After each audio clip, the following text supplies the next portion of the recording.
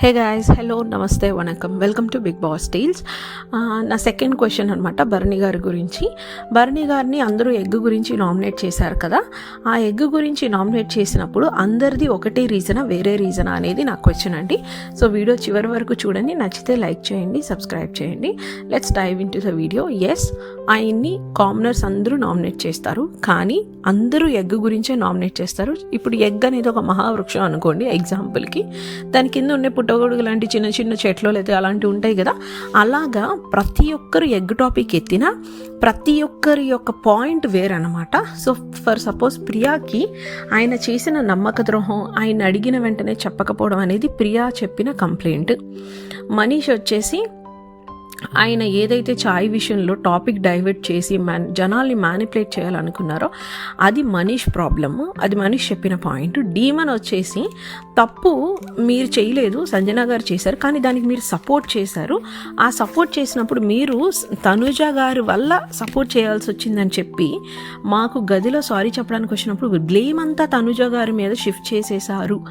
కాబట్టి అది తప్పు, అది నచ్చలేదు నాకు. మీరు సారీ చెప్పినప్పుడు తనుజ గారిని కూడా తీసుకురావాల్సింది అనేది డీమాన్ point. It is still related to egg. Pawan Kalyan విషయం వచ్చేసరికి మీరు చెప్పిన సారీ ఏదైతే ఉందో అది ప్రాయశ్చిత్తమో లేకపోతే మీరు జెన్యూన్గా సారీ చెప్పినట్టు కాదు.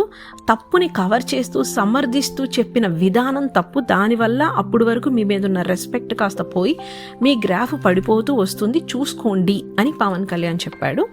ఇంకా మిగిలిన వాళ్ళు ఎవరు? శ్రీజ, హరీష్ గారు. శ్రీజ వచ్చేసరికి ఆయన ఫస్ట్ నుంచి కూడా ఒక మంచితనం అనే ముసుగులో ఉన్నారు, ఒక గ్రూప్కి సహాయం చేస్తున్నారు అన్నట్టు మంచితనం అనే ముసుగులో చేయవలసిందంతా ఆయన చేసేస్తున్నాడు.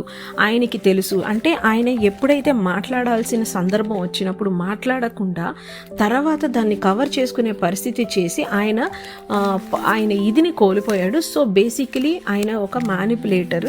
తర్వాత అక్కడికక్కడ నామినేషన్స్లో కూడా తనుజ నో చెప్తుంది, లేదు ఆయన నాకేం చెప్పలేదని చెప్తుంది. తర్వాత ఆయన కళ్ళు కొంచెం ఇట్లా హింట్ ఇచ్చిన వెంటనే ఆవిడ వెంటనే టాపిక్ డైవర్ట్ చేస్తుంది. రెండో విషయము, అసలు సంజన గారు ఎగ్ తీసుకునే విషయమే నాకు తెలియదు, అదేంటో తెలియదు, నాకు అర్థంలో కనిపించలేదని ఆ గదిలో చెప్తాడు.